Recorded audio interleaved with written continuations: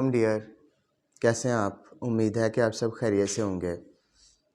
मैं हूं डॉक्टर मोहम्मद सज्जाद और आज एक बार फिर आपके यूट्यूब चैनल पे एक नई किताब, एक नए मुसन्निफ़ और एक नई वीडियो के साथ हाज़िर हुआ हूं। मोहतरम सामीन, आज की हमारी मुसन्निफ़ा हैं जेन ऑस्टन और इनका नावल है प्राइड एंड प्रेजुडिस। आज ये नावल मैंने क्लासिकी अदब से ख़ुसूसी तौर पे हम कह सकते हैं कि आलमी तराजम के अंदर से मैंने ये किताब निकाली है ताकि इसको आपके सामने पेश किया जा सके। तो आलमी अदबियात का भी आपके साथ वक्तन वक्तन तारुफ़ करवाता रहता हूँ। तो आज भी प्राइड एंड प्रेजुडिस को पेश करने का मकसद यही है कि आप क़ारीन को, आप सामीन को आलमी अदबियात से भी मुतारफ़ किया जा सके। तो आज हम प्राइड एंड प्रेजुडिस को देखेंगे।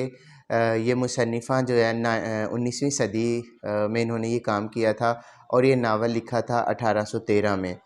तो इस नावल में प्राइड एंड प्रेजुडिस मतलब गुरूर और तअस्सुब, ये बताने की कोशिश की गई है कि प्राइड लीड्स टू प्रेजुडिस, यानी जहाँ पे गुरूर होगा वहाँ पे तअस्सुब भी होगा। तो दूसरा, इस नावल के अंदर मुसन्निफ़ा ने मुख्तलिफ़ किस्म की शादियाँ अरेंज करवा कर ये बात साबित करने की कोशिश की है कि किस तरह की शादी जो है वो ज़्यादा कामयाब होती है। तो आइए चलते हैं, हम इस नावल की कहानी को देखते हैं। इस नावल में बेनेट फैमिली दिखाई गई है। मिस्टर एंड मिसेस बेनेट अपनी 5 अदद बेटियों के साथ लंदन के गांव में रहते हैं और ये फैमिली इतनी अमीर भी नहीं है, लेकिन इनके यहाँ बेटा नहीं है। तो इनके यहाँ कानून के मुताबिक इनकी वफ़ात के बाद इनके रिश्तेदारों में जो नज़दीकी मर्द होगा उसको ये इनकी जायदाद सारी मिलेगी। तो मिसिस बेनेट की ये ख्वाहिश है कि जल्द अज जल्द इनकी बेटियों की शादी हो जाए। तो इनके घर के नज़दीक एक स्टेट है और वहाँ पे मिस्टर बिंगले एक लड़का जो है वो आता है। ये लड़का बड़ा खुश मिजाज है और बड़ा ही अच्छा है। तो इर्द गिर्द के लोगों को, हमसायों को जब पता चलता है कि यहाँ पे एक वेल एजुकेटेड और डिसेंट सा लड़का आया है, सारे लोग बहुत खुश होते हैं। मिसिस बेनेट को पता चलता है, ये भी बड़ी खुश होती है और ये अपने खामन से कहती है कि शायद इनमें हमारी लड़कियों में से किसी एक का नसीब इसके साथ खुल जाए, यानी इसके साथ शादी हो जाए, इसलिए तुम मिस्टर बिंगले से मिलो। तो मिस्टर बेनेट कहते हैं कि मैं मिस्टर बिंगले से पहले ही मिल चुका हूँ। तो इससे मिसिस बेनेट बहुत खुश होती हैं कि चलो अब जो है वो बात आगे बढ़ेगी। मिस्टर बिंगले कुछ दिनों के लिए लंदन वापस चला जाता है और फिर कुछ दिनों के बाद जब लंदन से वापस आता है तो इसके साथ इसकी 2 बहनें भी होती हैं। एक इसकी बहन है कैरोलिन बिंगले जो अनमैरिड है और दूसरी इसकी बहन है लूजिया हर्स्ट और ये मैरिड औरत है। अब यहाँ पे जब ये आता है तो नज़दीकी गांव में एक दावत होती है। वहाँ पे ये दावत होती है एलिज़ाबेथ की दोस्त के यहाँ। मैं आपको बताता चलूँ कि बेनेट फैमिली की जो 5 लड़कियाँ हैं उनमें से जेन, एलिज़ाबेथ, मैरी, कैथरीन यानी किटी, लिडिया, ये 5 लड़कियाँ हैं। तो जो दूसरे नंबर पे एलिज़ाबेथ है उसकी दोस्त के यहाँ ये पार्टी होती है। तो वहाँ पे सारे लोग जाते हैं, वहाँ पे बिंगले को भी दावत दी जाती है। तो बिंगले अपने एक दोस्त डार्सी को भी लेके आता है। वहाँ पे अब बिंगले मुख्तलिफ़ लड़कियों के साथ डांस करता है, बहुत अच्छे अखलाक से पेश आता है, लेकिन डार्सी जो है वो सर्द रवैया रखता है। बिंगले उसे कहता है कि तुम एलिज़ाबेथ के साथ डांस करो। तो डार्सी उसे कहता है कि लड़की एलिज़ाबेथ इतनी खूबसूरत नहीं है कि मुझे मुतासिर कर सके या मुझे अपने जाल में फंसा सके। तो इस तरह वो अपने प्राइड का, गुरूर का इजहार करता है। और दूसरी तरफ इसकी बात सुन के एलिज़ाबेथ के दिल में प्रेजुडिस यानी तअस्सुब जो है वो जन्म ले लेता है कि इस लड़के ने मेरे हवाले से जो है वो इस तरह से बात की है। तो एलिज़ाबेथ की दूसरी बहन पहली जो इससे बड़ी बहन है जेन है। तो जेन बिंगले को पसंद करने लग पड़ती है, यानी उनके दरमियान जो है वो मोहब्बत की फ़िज़ा कायम हो जाती है।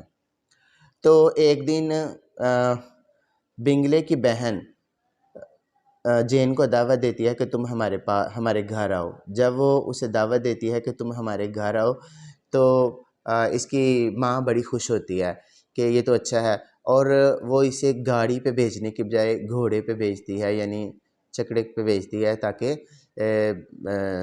ये देर से पहुँचे। और उस वक़्त बारिश भी होने वाली होती है, तो वो माँ समझती है कि ये देर से पहुँचेगी तो ये वहाँ पे रात रुक जाएगी, इसलिए ज़्यादा मुनासिब है।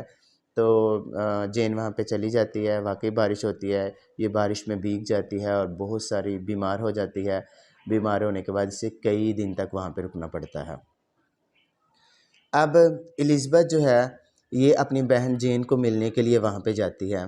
तो ये पैदल बहुत सारे मीलों का सफ़र तय करती है, इसके कपड़े कीचड़ आलूद हो जाते हैं। जब ये वहाँ पे जाती है तो बिंगले की बहन जो कैरोलिन है, वो उसको मशकूक निगाहों से देखती है और समझती है कि ये लड़की अच्छी नहीं है। और ये जो कैरोलिन है, ये ख़ुद भी डार्सी के साथ, यानी बिंगले के दोस्त डार्सी से मोहब्बत करना शुरू कर देती है और उससे शादी करना चाहती है।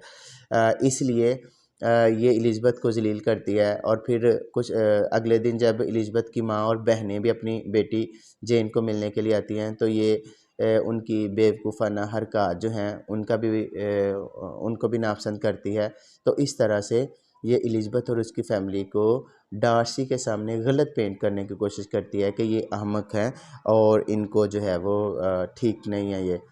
इसी दौरान वहाँ पे डांस का अरेंज किया जाता है, तो सारे लोग डांस करते हैं। अब डार्सी का ख़्याल बदल चुका है, वो एलिज़ाबेथ को डांस करने के लिए कहता है, लेकिन एलिज़ाबेथ इनकार कर देती है और कहती है मैं तुम्हारे साथ डांस नहीं करूँगी। उन्हीं दिनों मिस्टर बेनेट घर में ये बताते हैं कि मेरा एक दूर का कज़न मिस्टर कॉलिन आ रहा है। तो ये मिस्टर कॉलिन एक अहमक पादरी है और यही वो शख्स है कि जो इसके मिस्टर बेनेट के सबसे करीबी रिश्तेदारों में है। और इन लोगों की वफ़ात के बाद मिस्टर कॉलिन को ही इनकी सारी जायदाद मिलेगी। मिस्टर कॉलिन जब आते हैं तो ये सबसे पहले जेन में दिलचस्पी लेते हैं, लेकिन मिसेस बेनेट बताती है कि जेन की तो बहुत जल्द मंगनी होने लगी है मिस्टर बेंगले से। अब फिर ये एलिज़ाबेथ में दिलचस्पी लेता है, लेकिन एलिज़ाबेथ उसको घास नहीं डालती। इसके बाद इसकी एक एलिज़ाबेथ की एक दोस्त है शार्लेट, 27 साल की ये लड़की है, तो वो इनके घर आती है। तो ये मिस्टर कॉलिन्स उसमें दिलचस्पी लेते हैं। वो भी लड़की समझती है कि मेरी उम्र काफ़ी हो गई है, इसलिए मुझे जो है वो कर लेनी चाहिए इससे शादी। इस तरह मिस्टर कॉलिन्स और शार्लेट की शादी हो जाती है। कॉलिन्स लड़कियों के साथ सैर पे जाता है, तो वहाँ पे इनको एक फ़ौजी लड़का मिलता है जिसका नाम है विक्रम। विक्रम वहाँ पे मिलता है, ये औरतों का शिकारी लड़का है, यानी ये लड़कियों को अपने दाम में वर्गलाता है और फिर इनके जो है इनको पामाल करता है, इनकी दौलत पे साफ़ करता है। इस तरह का इसका करैक्टर है। तो एलिज़ाबेथ जब विक्रम को देखती है तो इसे पसंद करने लग जाती है और फिर दोनों बातें करते हैं। डार्सी का भी वहाँ से गुज़र होता है। डार्सी और विक्रम एक दूसरे को देखते हैं, लेकिन एक दूसरे को सर्द निगाहों के से देखने के अलावा और कुछ नहीं करते। एलिज़ाबेथ यहाँ पे विक्रम के सामने डार्सी के हवाले से गलत बात करती है, यानी नापसंदीदगी का इज़हार करती है। विक्रम जब देखता है कि ये डार्सी के ख़िलाफ़ है, तो वो एक फ़र्ज़ी कहानी जो है वो एलिज़ाबेथ को सुनाता है। वो कहता है कि मेरा बाप डार्सी के बाप के पास मुलाजिम था और उसने मरते वक़्त ये कहा था कि अगर डार्सी पादरी बन गया तो ये विक्रम की मदद करेगा, तो इसने अब जो है वो मेरी मदद भी नहीं की। तो इस तरह से, और जो मेरा हिस्सा था वो भी नहीं दिया। अब नेक्स्ट जो है जेन बड़ी अपसेट है और वो लंदन जाना चाहती है। ठीक है, जेन अपनी आंटी के साथ के पास जाती है लंदन, ताकि वो वहाँ पे तब्दीली आबो हवा के लिए रहे, उसकी तबीयत पे अच्छा असर पड़े। वहाँ पे इसकी ख्वाहिश होती है कि काश इसको मिस्टर बिंगले मिल जाए। ये उसकी बहन के साथ जो है वो राब्ता करने की कोशिश करती है। इससे पहले मिस्टर बिंगले की बहन ने इसे ख़त भी लिखा था और बताया था कि अब हम कभी नहीं आएंगे। और दूसरा यह है कि मेरा भाई बिंगले जो है वो डार्सी की बहन से शादी कर रहा है। अब जब ये लंदन जाती है तो ये उससे बिंगले की बहन से रब्ता करती है और लेकिन वो अपने भाई को नहीं बताती कि जेन यहाँ लंदन आई हुई है। इस तरह जेन का ये सफ़र बेसूद रहता है। एलिज़ाबेथ भी वहाँ पे चली जाती है। एलिज़ाबेथ भी उनसे जो है वो मिलती है, लेकिन एलिज़ाबेथ के जाने का मकसद ये होता है कि वहाँ इसकी दोस्त शार्लेट वहाँ पे लंदन में होती है, वो वहाँ पे इसको बुलाती है, एलिज़ाबेथ वहाँ पे जाती है और रास्ते में ये डार्सी की जो आंटी होती है, जो इसकी सरपरस्त होती है, उसके यहाँ भी ठहरते हैं। जब ये उसके यहाँ ठहरते हैं तो फिर ये जो है वो आंटी को नापसंद करती है, यानी ये ऐसी औरत है जो दूसरे के कामों में मदाखलत करती है और ये ख़ुद अपनी बेटी की शादी डार्सी से करना चाहती है, इसलिए ये एलिज़ाबेथ को भी नापसंद करती है। लेकिन उसी दौरान ये जो डार्सी है ये अपनी उफ्ताब तबा से मजबूर होकर एलिज़ाबेथ से इजहार मोहब्बत करता है। एलिज़ाबेथ उसे कहती है कि मैं तुमसे मोहब्बत नहीं कर सकती क्योंकि तुमने वो काम किए हैं जो नहीं करने चाहिए थे, और वो काम ये थे कि तुमने एक तो विक्रम के साथ बुरा किया और दूसरा तुमने मेरी बहन जेन और बिंगले के रास्ते में हायल होके उनके दरमियान एक खलीज पैदा कर दिया।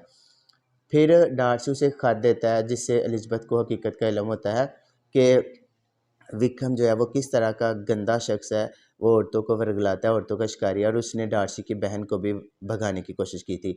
साथ वो ये कहता है कि जो तुम जेन और बिंगले के हवाले से कह रही हो, तो मैंने जेन के रवैये में सर्द मोहरी देखी थी, इसलिए मैंने फिर कहा कि ये बिंगले के लिए सूट नहीं है। तो इस तरह गलतफहमियाँ ख़त्म होती हैं, यानी उसके एलिज़ाबेथ के अंदर से प्रेजुडिस ख़त्म होता है और ये दोनों खुश हो जाते हैं। कुछ दिनों बाद इनकी मंगनी भी हो जाती है। इसी दौरान एलिज़ाबेथ को ख़त मिलता है जेन का कि हमारी छोटी बहन लिडिया विक्रम के साथ भाग गई है।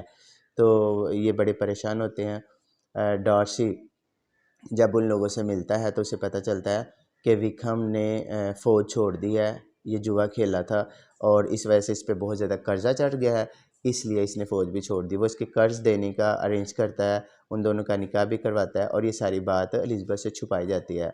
लेकिन ये लिडिया की बात से उसे इन पे एलिज़ाबेथ पे ये आश्कार हो जाता है कि ये सारा अरेंज जो है वो इसने डार्सी ने करवाया। तो एलिज़ाबेथ के अंदर और ज़्यादा मोहब्बत आ जाती है और कहानी के आखिर पे जेन की शादी मिस्टर बिंगले से और एलिज़ाबेथ की शादी मिस्टर डार्सी से हो जाती है और लिडिया की शादी पहले ही विक्रम से हो चुकी है। तो इस तरह से ये एक नावल था जिसमें जेन आस्टन ने माशरती एस्पेक्ट जो है वो बयान करने की कोशिश की, यानी एक सोशल नावल है। इसमें मुसन्निफ़ा ने डिफरेंट मैरिजेस को, शादियों को पेश करके हमें ये बताने की कोशिश की है कि कौन सी शादी जो है वो कामयाब हो सकती है। मटीरियलिस्टिक अप्रोच रखने वालों की शादी पे क्या असरत होते हैं, मोहब्बत वाली शादी इंसान पे क्या इफ़ेक्ट करती है और अरेंज मैरिज जो है वो क्या करती है।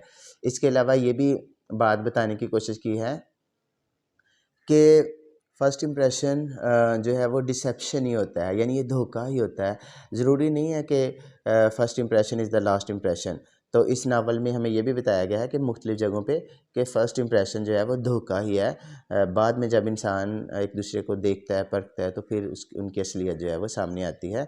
तो ये था आज का नावल। उम्मीद है आपको अच्छा लगेगा। खुश रहें, खुशियाँ बाँटें और अपने इस यूट्यूब चैनल को ज़रूर सब्सक्राइब करें, याद रखें और बेल आइकन का बटन भी प्रेस करें ताकि मेरी हर आने वाली वीडियो आप तक पहुंच सके। खुशाम, अल्लाह हाफ़िज़।